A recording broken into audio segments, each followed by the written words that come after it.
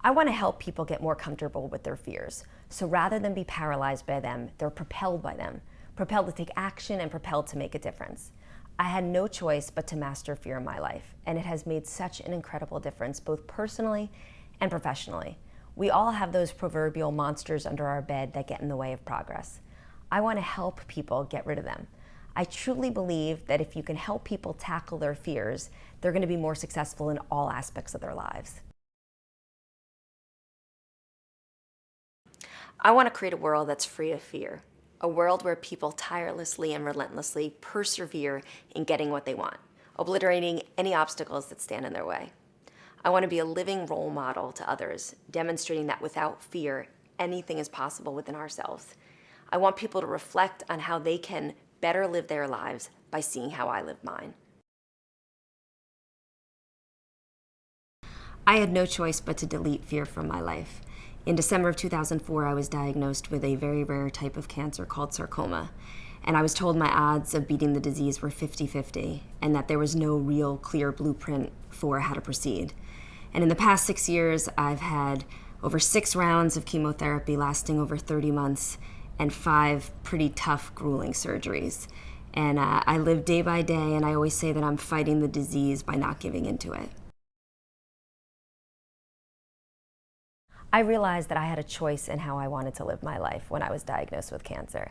I could look at it as the worst thing that ever happened to me, or I could channel that into a positive experience. And I refused to let the disease get the better of me. And a lot of people don't really understand, but I say that my life is much richer since my diagnosis. There's a woman I love, she has a quote, she says, "The world is round and the place which might seem like the end may be only the beginning." And I was determined to make cancer my beginning, the beginning of a new life with a lot of positive energy behind it. I have always had a seize the day mentality. Always want to do as much as I can in one day. I don't want to miss out on anything. When I was about 4 years old, my parents sent me to nursery school. And I had been potty trained for years, but for some reason they kept on getting calls from the teacher to say, bring an extra pair of pants and underwear because Jen keeps on going to the bathroom in her pants. It's kind of embarrassing to say that now. But my parents asked me, they said, "Jen, why aren't you just raising your hand and going to the bathroom when you need to go?" And I looked at my parents and I said, "I just don't want to miss out on anything."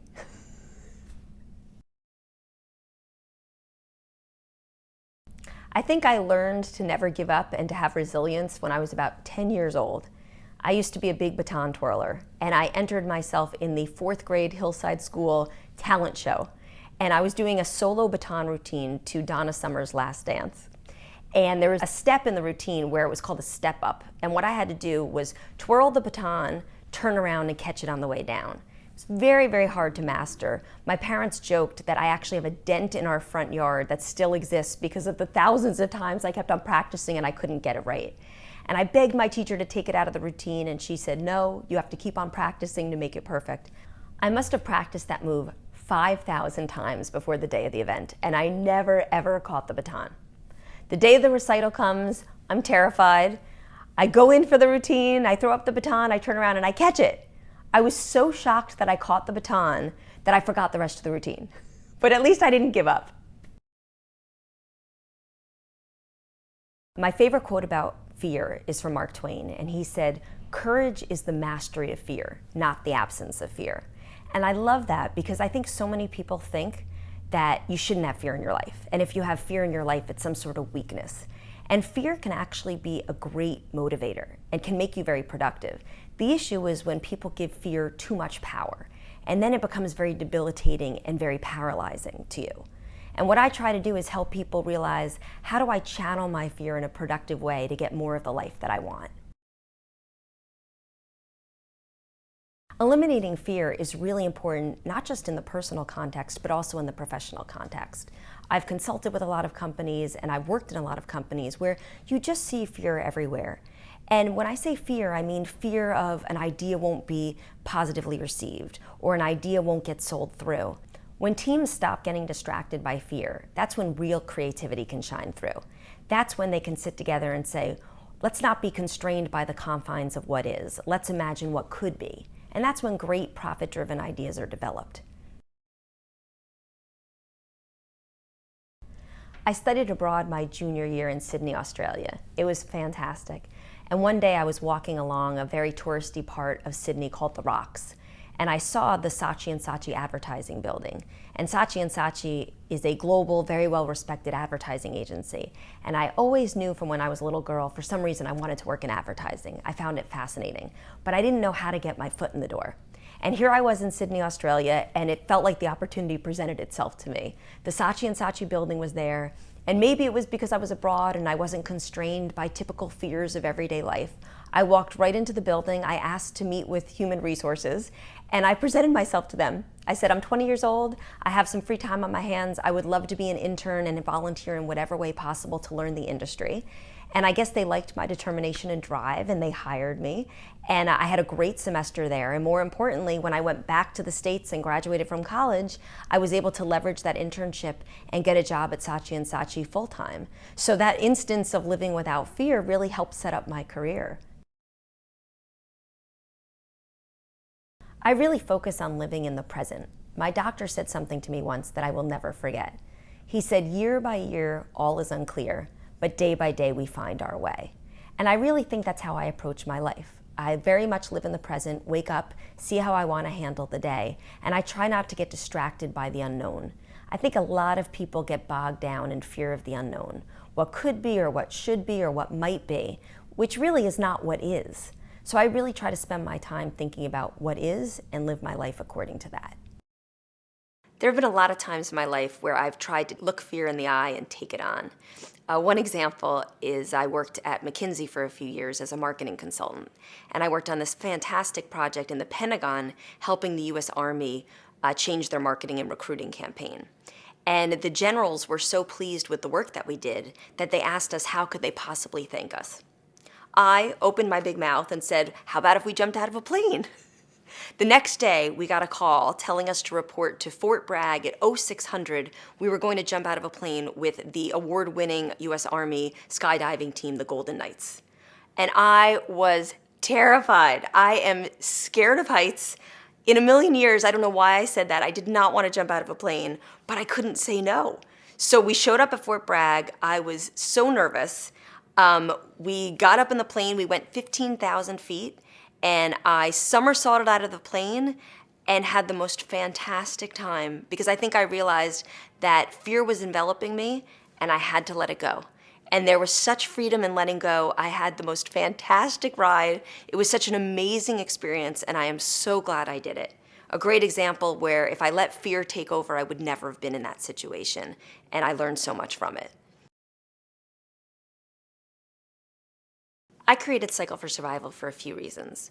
One is to give back to the doctors and nurses at Memorial Sloan Kettering Cancer Center who continue to save my life every single day. I want to help further their research. Two, because it's really important to raise funding and awareness around rare cancers. Rare cancers are hundreds of different types of cancers that affect millions of people, but don't get a lot of funding from the pharmaceutical community, so there aren't a lot of options out there for patients. And lastly, I really wanted to come up with an event that would celebrate strength in the face of adversity. Lance Armstrong always says, you can give up or fight like hell. And I love that this is a day when we get a ton of fighters out there ready to pedal their feet for the cause. I credit cycling with really helping me get through a lot of the tough times of my treatment. I liked indoor cycling before spinning, but when I got sick, it took on a whole new meaning for me. I think it was my therapy, my ability to fight against the disease. I would go to the spinning studio, and some days I only had enough energy to cycle for 15 minutes. Some days I felt good enough to go for an hour. But when I was in that studio, I couldn't lose. What I love about Cycle for Survival is from day one, it was developed from a passion. And it was not a big event in the beginning, early stages. People look and they say, oh my God, you created this huge thing. It wasn't huge in the beginning. It started out very innocently. I was with some friends in a bar. We were brainstorming a way that I could couple my passion for cycling with my desire to give back to the doctors at the hospital, and we came up with a cycling idea. And from there, we went to the gym, we asked their permission, we got a few friends involved, and 4 years ago in 2007 when we created the event, It was 50 teams of people in a small cycling studio. And every year we got more momentum. More people bought into the cause. More people loved what we were doing. More people loved that we were celebrating strength in the face of adversity. And now 4 years later, $5 million later, 3,500 participants later, we are a huge, exciting, well-respected charity. But it didn't start out that way. There was no fancy business plan. For me, it was very important when I was going through treatment, I had a team of people supporting me. And having that team or network of support is critical. So when we created the event, we wanted to replicate that. So we have teams of people. This is not an individual event where you cycle for 4 hours or run a marathon. This is all about teams of people getting together and supporting each other. I think that's a big thing that we did that's important. The other thing is we made it not intimidating. There's so many events out there where you have to be in great physical shape to do something. What we realized is a lot of people want to give back, but they don't have the time to train for something. So this is great because anyone can get on a bike for 10 or 15 minutes and ride for a cause. So my grandmother's on the bike, my little nieces are on the bike, anyone can do it, and doing it together makes a huge difference. Another reason why I think the event is successful is that we purposely do it at a time of year when there isn't a lot going on. In the dead of winter, what else do you have to do but come on into a gym and cycle for a good cause? Cycle for Survival was never that scary to me because I really approached it day by day. I never had any idea it would be this big or this successful, and I'm so happy it is. But what I did is I started day by day. Who do I ask for a favor of today? Who can I ask? Can I go to Equinox and ask if I can borrow their gym? Can I go to one of my favorite instructors and ask if they'll volunteer an hour? Can I go to my friend who works at Coca-Cola and see if they'll donate some water for the cause? Everything was very, very gradual. And what I saw, to my astonishment, was as I started to enlist people, we created this kind of Gen army of people who wanted to see me succeed.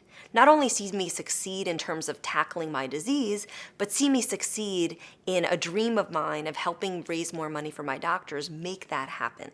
So every day, it just took on more and more momentum.